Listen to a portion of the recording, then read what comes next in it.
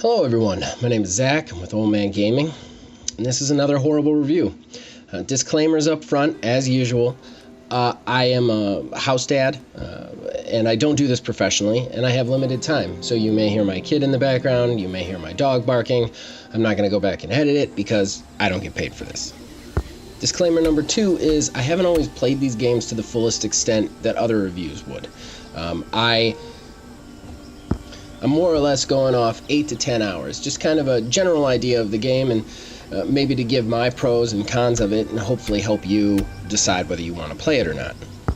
Finally, I don't give review scores. I don't believe in review scores for video games, and although I've been called out on this, I maintain that video games are probably the most subjective form of art that there is, just because of the different levels in which they can be good or bad. So I think that it's better to just give pros and cons, in my opinion, and let you make your own decision. With that said, today's review will be on For the King, a roguelike tabletop experience. This game can be purchased on the store for about $15, or you can get it free through Games Pass. And I've got to say, I actually enjoyed this game quite a bit, but we'll get into that. The basic premise of the game is it randomly generates a map, and this map is a land. There's 3 different ones. You can have one that's based in the snow, one that's more water and pirate based, and another one that's just your standard fantasy map. It randomizes the characters that you're about to go in with, and then there's 3 of them. You can actually play co-op.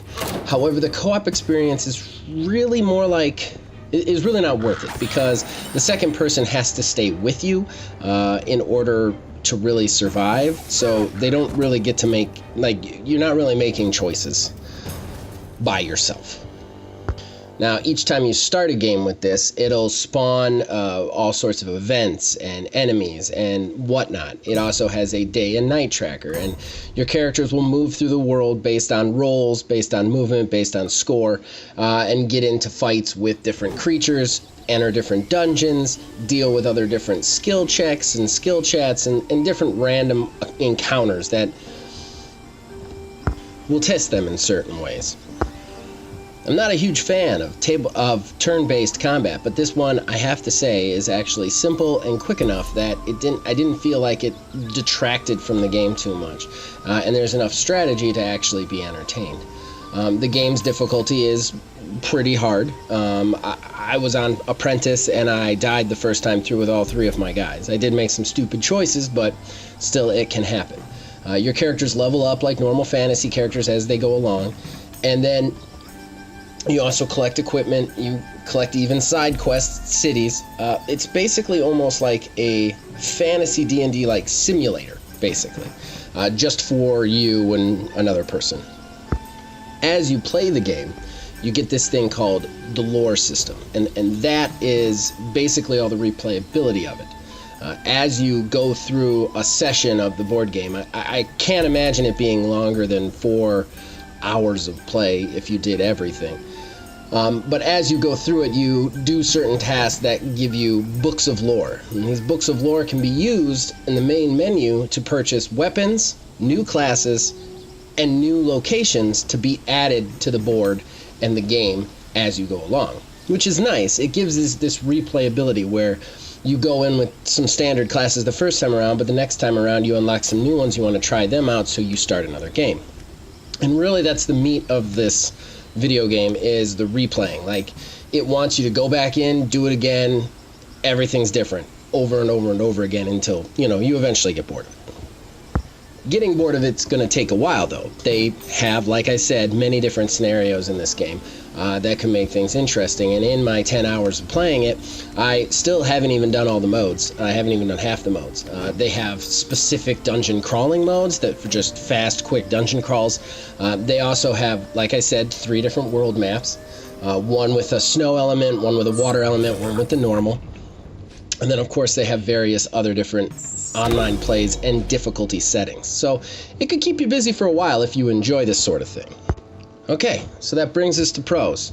The pros of this game is there's a lot to do in it for such a simple concept, and I really enjoy this. You'd be hard to press to find an actual board game with this much content just right there in front of you. So that's a lot of fun. And it is a lot of fun to do it with other people if you're all on the same page and you're making the decisions together. Like I said, though, combat, while is really fun and in-depth with one person deciding all the moves, it gets a little weird with 2 or 3 players, because you're not really quite sure if everybody's going to do the right thing, and you really have to talk about everything, and even when you're doing something, you're still only making 1 or 2 actions because it's turn-based.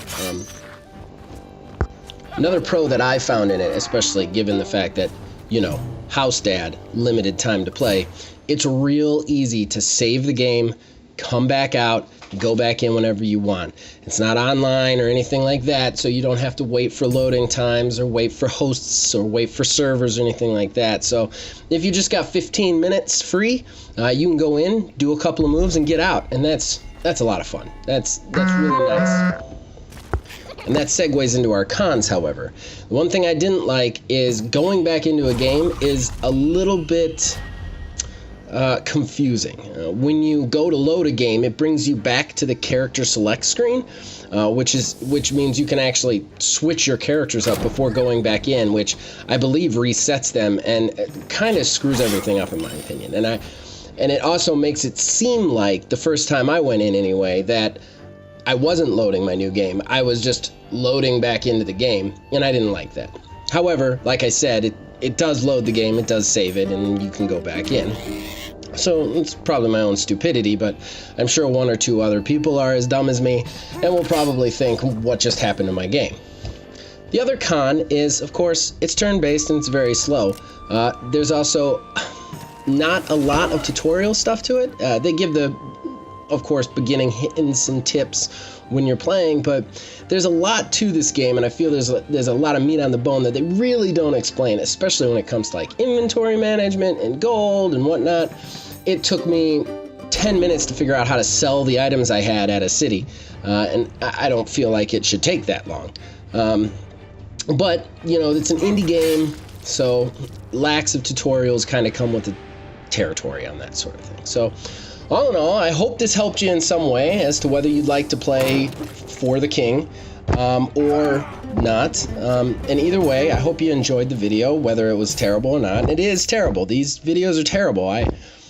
My first review got 311 views. I have no idea why that many of you are sitting through my views. They're just awful, but I'll do more of them if you keep watching them. So thank you for your time, and have a good day. This has been Old Man Gaming, review for the King.